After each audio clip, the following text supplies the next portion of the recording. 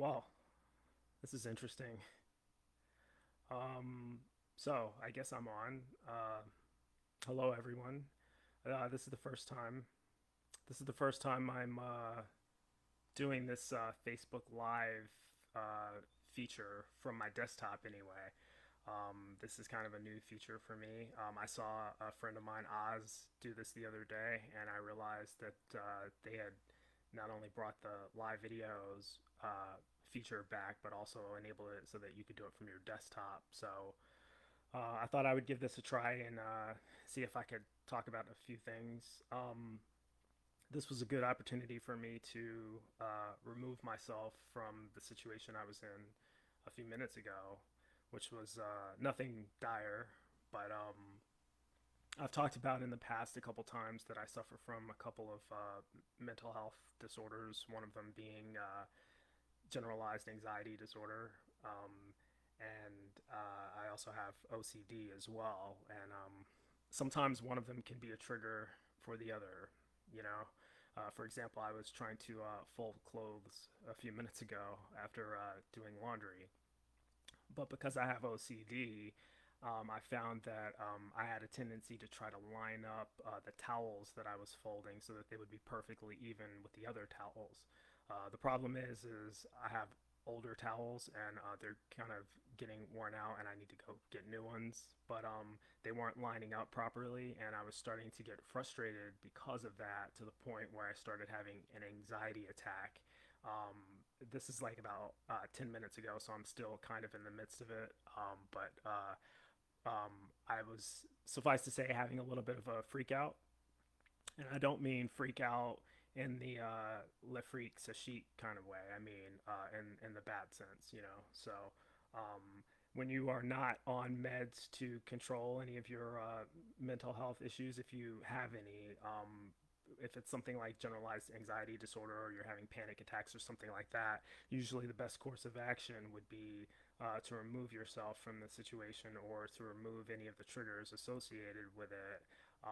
In this case, for me, it meant removing myself from the act of folding laundry and doing something that I thought could possibly be therapeutic. And so here I am. I haven't done a Facebook Live video in a long time, and usually I'm a lot more calm and even keeled when I'm doing them. And so forgive me if I start stumbling over some of my words or if I appear to be nervous or discombobulated, because I am. I'm in the midst of an anxiety issue right now. So hopefully that will taper off as I progress through this, and we'll see how far I go.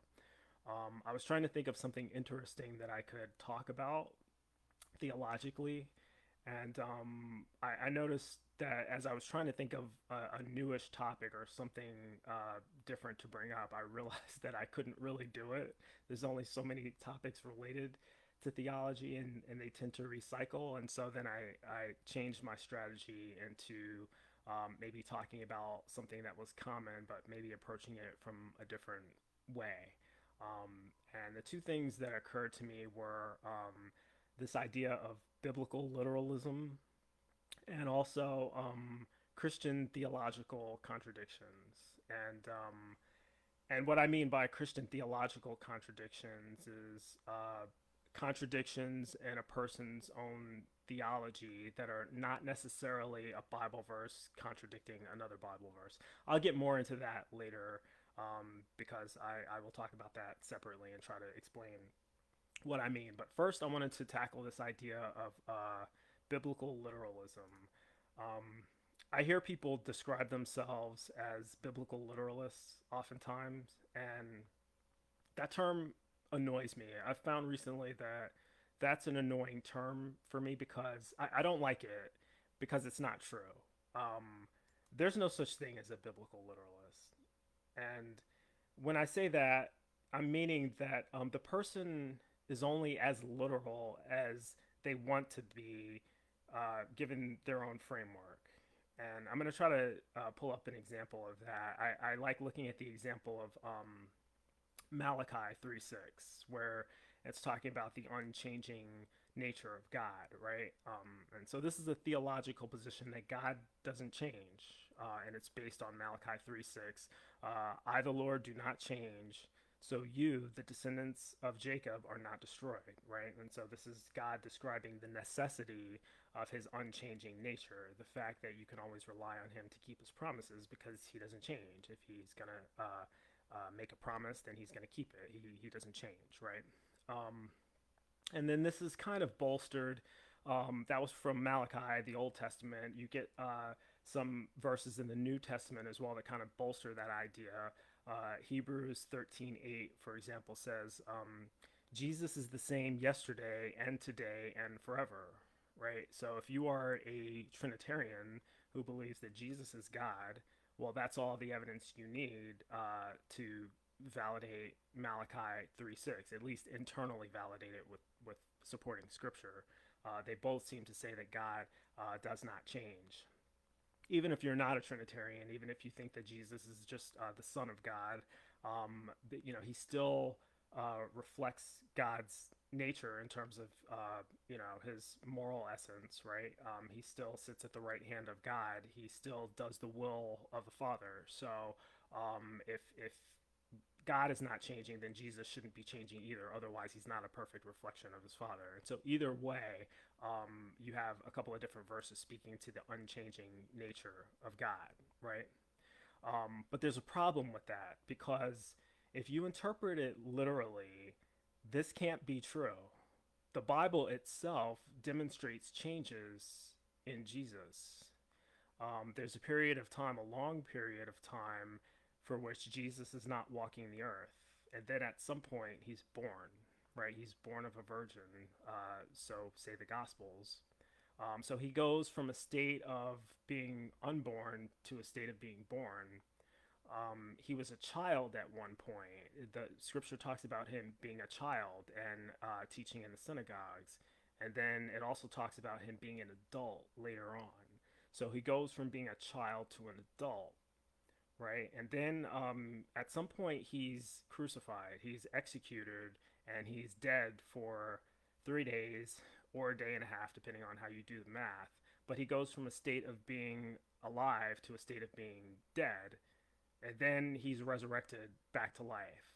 So you have Jesus being unborn, then born, he's a child, and then he's an adult, he's alive, and then he's dead, and then he's alive again.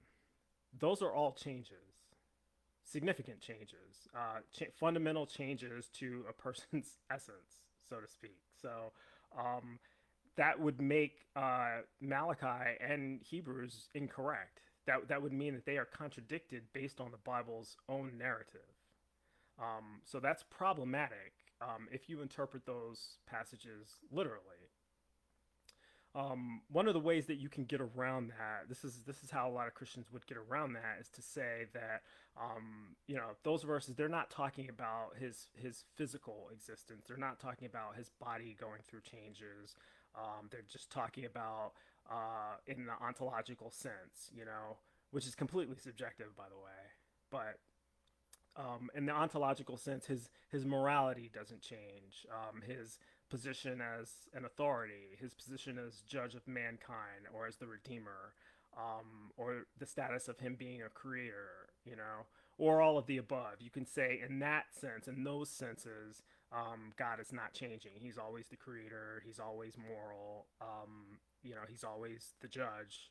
And so he's not changing. And you can do that, but like I said, ontology in this way is subjective, right? Because you could also include his physical nature as part of his ontology, just like we do with everything else in the universe. Or you can dismiss that and only be referring to his spiritual nature and forgetting his spiritual nature, his physical nature entirely. But the point is, you have to define God's ontology in a way, in a particular way that you want to, or at least provide some context that allows Malachi 3:6 and Hebrews 13:8 to be true, right? In the case of Malachi and Hebrews, in the case of those passages, um, most would conclude that it's talking about God in the sense of being he's not changing. He's consistent within his own nature in terms of his promises and his morality. So in that way, he's not changing. They wouldn't include his physical, and that's fine. Um, God's morality is objective. God's morality doesn't change. You can use those passages to reach that conclusion. And also, if you read a little bit more in depth into the Malachi passage in particular, it kind of adds a little bit more context there, right? So, Malachi 3 6 to 7. I, the Lord, do not change. So, you, the descendants of Jacob, are not destroyed. And then verse 7 goes on to say, ever since the time of your ancestors, you have turned away from my decrees and have not kept them. Return to me, and I will return to you, says the Lord Almighty. But you ask, how are we to return? Right? So clearly, when you continue to read the passages sequentially, it does add a little bit more context into talking a little bit more about the type of change that it's talking about. In this sense, it's talking about God being consistent in keeping His promises, right? So you don't have to consider it a generality anymore. You don't have to include his physical nature or the fact that he was once not born and then born as Christ. You can kind of dismiss that and contextualize it with just his keeping promises. In that sense, then Malachi 3 is true. He doesn't change. Um, but the problem is when you do that, you're no longer really a biblical literalist. You're contextualizing it and you're taking it literally within that relative framework. It becomes dependent on your interpretation of that verse. And different denominations, different individuals interpret it literally within their own framework, but they all have different interpretations, right? So the moment you start adding caveats and exceptions and interpretations that are dependent on contextual situations, then you're no longer being literal. If you're not taking the entire Bible literally all the time, then you're not really a biblical literalist. You're a contextualist or a relativist or a sometimes literalist or a partial literalist. And so that is basically my objection to the term biblical literalist. It doesn't really mean anything. It doesn't really tell you what the person's interpretation of any passage is going to be until they contextualize it within their own framework. And that was kind of the only thing I wanted to say there. It doesn't mean that their particular theology completely falls flat or that it fails. It just means that I tend to view people. I don't take seriously the claim that someone is a biblical literalist. It has very little meaning to me until they actually start going through passages and I can see how they contextualize them because they're only literal within their own particular framework. It really depends on their interpretation. So the other thing I wanted to talk about, just kind of piggybacking off of that a little bit, is Christian theological contradictions.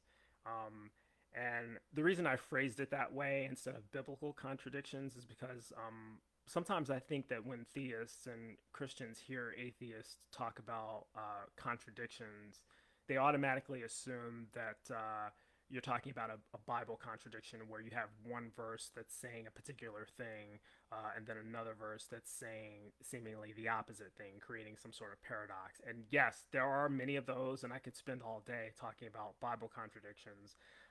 But there are other kinds of contradictions, I think, that make for more interesting conversations, and I tend to label those under Christian theological contradictions. This is when a Christian holds a particular view, a particular interpretation of the Bible that is consistent with certain passages, but contradicted by others. And so it's not that you have one passage directly contradicting another, it's that you have a framework or a doctrine, so to speak, built around a particular passage that contradicts another another doctrine that you have built around other passages.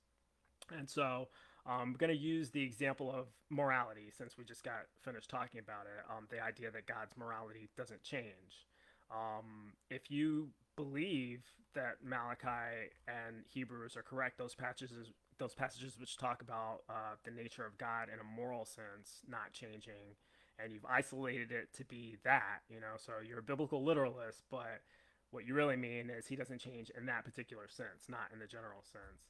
That's fine, but then you have to explain why there are areas of the Bible, why there are passages that suggest that in the moral sense he has changed. When we look at Deuteronomy, Deuteronomy 22, I have it put up, I have it pulled up here. Deuteronomy 22, verses 23 to 24. If a man happens to meet in a town a virgin pledged to be married, and he sleeps with her, you shall take both of them to the gate of that town and stone them to death. The young woman, because she was in a town and did not scream for help, and the man, because he violated another man's wife. You must purge this evil from among you. And so most people recognize this as a passage. Sometimes people try to insinuate that this passage is talking about rape, that this man is being punished for raping a girl, but that's clearly not the case. This has to do with adultery. This has to do with a woman who's pledged to be married having sex with another guy who, committed adultery with another man's wife or another man's betrothed. And so that's what the punishment is. The punishment is death. You are to stone them to death, right? And by the way, this is a commandment from God. And some people don't like that word. Some people say, well, there's the Ten Commandments. This isn't one of the Ten Commandments. Well, that's fine. But it is certainly a law issue. It's part of God's Mosaic law. It's a law given by God to Moses to give to the Israelites. And we know that because when we go earlier in the book to Deuteronomy 10, verses 10 through 12, and now, Israel, what does the Lord your God ask of you but to fear the Lord your God, to walk in obedience to him, to love him, to serve the Lord your God with all your heart and with all your soul, and to observe the Lord's commandments and decrees that I am giving you today for your own good? So this is Moses talking to the Israelites about the commands that are from God that he is giving them. So he's speaking on behalf of God, giving them God's law. And so that's how we know that Deuteronomy 22 comes from God. This is God's law, which most Christians deem to be moral, right? God's law is moral because God is the moral lawgiver. If you believe in objective morality, which there's no such thing, but fine. If you believe in it, and you believe that God's law is unchanging because he is unchanging, as it says in Malachi 3:6 and in Hebrews, well, then you would have to conclude that this law given in Deuteronomy to stone adulterers is a moral law. You would have to conclude that. There's no other conclusion that you could reasonably come to and have those previous two passages that I talked about, talking about the consistent nature of God's morality. They can't be true if you don't accept that the law that God gave in the Old Testament is also moral and that it's always moral, right? There's a problem, though. Most people would recognize the problem immediately. Hopefully, you've recognized it by now, but we don't do this anymore. We don't still do this, right? You don't see Christians out there stoning people because they're committing adultery. In fact, most Christians are probably committing adultery themselves, and they tend to talk very little about that. They have a lot to say about homosexuality and, the sins, abortion, the sins that they think don't apply to them. But when it comes to the sins that they make, 50% of marriages end in divorce, and most of those have to do with marital infidelity. This includes all the Christians. They don't spend a lot of time talking about it. But you don't see them stoning people or advocating us making laws to stone people because they commit adultery. And there's good reasons behind that. There's good reasons in a secular way behind that, but there's also biblically sound reasons for that. When you get to the New Testament, Christians being under the new covenant, they're no longer under the yoke of slavery to the law, as Paul says, right? John 8, verses 1 through 11. And I actually have to go to the Bible here. These are verses that are somewhat in dispute. I have them pulled up on my Bible Gateway, and the words are italicized because there is some dispute as to the authenticity of this particular passage and whether or not it deserves to even be in the Bible. I'll get back to that in a minute, but first I want to read what it says and how it relates to what I was talking about. John 8, verses 1 through 11. But Jesus went to the Mount of Olives. At dawn, he appeared again in the temple courts, where all of the people gathered around him, and he sat down to teach them. The teachers of the law and the Pharisees brought in a woman caught in adultery. They made her stand before the group, and they said to Jesus, "Teacher, this woman was caught in the act of adultery, and the law Moses commanded us. In the law, Moses commanded us to stone such a woman. Now, what do you say?" They were using this question as a trap in order to have a basis for accusing him. But Jesus bent down and started to write on the ground with his finger. When they kept on questioning him, he straightened up and said to them, "Let any of you who is without sin be the first to throw a stone at her." Again, he stooped down and wrote on the ground. At this, those who heard began to go away one at a time, the older ones first, until only Jesus was left with the woman still standing there. Jesus straightened up and asked her, "Woman, where are they? Has no one condemned you?" "No, sir. No one, sir," she said. "Then neither do I condemn you," Jesus declared. "Go now and leave your life of sin." Right? So that was John 8:1 through 11, and I talked about before I read it. I said this passage is in dispute. There are some biblical scholars that doubt the authenticity of this. Most of this entire series does not appear in any of the original Greek manuscripts, and so that's why it's italicized in the NIV. We don't know how authentic this is or not, but certainly there are other areas in the New Testament that you could go to that lend some support to this being authentic. Matthew 7 1 through 5. "Judge not, that ye not be judged." So that was in the King James. I always like reading the first verse in the King James because I think most people are familiar with that one, and then I'm going to switch to the NIV for the next. "For in the same way that you judge others, you will be judged, and with the measure you use, it will be measured to you. Why do you look at the speck of sawdust in your brother's eye and pay no attention to the plank in your own eye? How can you say to your brother, 'Let me take the speck out of your eye,' when all the time there is a plank in your own eye? You hypocrite! First take the plank out of your own eye, and then you will see clearly to remove the speck from your brother's eye." Right? And so this can be used as a parallel verse to kind of back up what John 8 was saying. Whether it's authentic or not, it seems that Jesus would have certainly held that position with respect to the woman caught in adultery. He probably, if that had ever actually happened, based on what he's saying in Matthew, he probably would have also said to them, "Let he who is without sin cast the first stone." He seemed to be implying that anyone who would stone someone for the act of adultery was a hypocrite. And this is reinforced throughout the New Testament, this idea that all men are sinners. All have fallen short of the glory of God, right? Not one is good.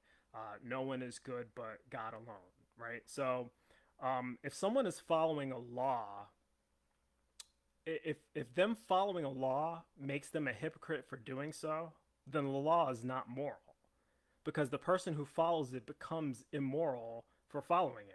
That's according to Jesus' words in Matthew 7. He is literally calling someone who would stone an adulterer to death for the act of adultery a hypocrite. And yet that's exactly what Deuteronomy says is the punishment for death. So this is a situation where you have a theological contradiction, a Christian theological contradiction. This is the evidence that either God's morality is self-contradictory. In other words, there's a biblical contradiction. You have one passage that says to stone adulterers, and then in another, Jesus condemning people for attempting to stone an adulterer. Or you have a situation in which God's morality has changed, right? And if his morality has changed, then both Malachi and Hebrews are biblically false. They're representing a theological contradiction. And so that was kind of an example of a theological contradiction that I don't think people spend a lot of time talking about. Atheists like to bring up passages that they find directly contradicting others, and those are fine, and apologists will have their various methods of trying to get around them. But I think these are more interesting because now you have one of your core fundamental principles, this idea of the unchanging moral nature of God being challenged and discredited by the Bible itself. And so it's not that you have a passage contradicting another passage, it's that you have built a theology around people about sinners condemning other sinners as a form of hypocrisy, and yet at the same time you're willing to call that act morally good because Deuteronomy says that that's a law given by God, and God is the moral lawgiver. So now you're trapped. You are trapped in a theological paradox for which you cannot escape. I would like to challenge any Christian who considers themselves a biblical literalist, although you're probably a contextual literalist, um, to figure out a way out of that box. You know, how can you call uh, how can you assert that Jesus declaring that any sinner who stones an adulterer is a hypocrite, but at the same time call that act good because it is in accordance with God's moral law? I want you to figure a way out of that, and I don't think that you can. But it'll be interesting, so I'll wait to see if anyone comments on this video. But that was the only thing I really wanted to say. Hopefully, this is something that can be talked about in the future on Empathetic Atheists. It may be something that I bring up when we have someone who claims to be a biblical literalist.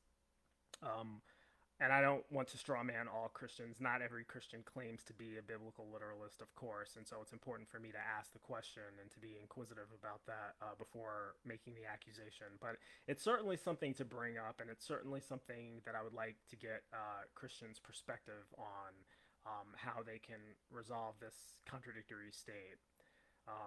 But anyway, that's all I wanted to say for now. I've been going for 26 minutes. It looks like the live stream has held. I will watch it back just to make sure, and then I will wait to see what kind of comments we have.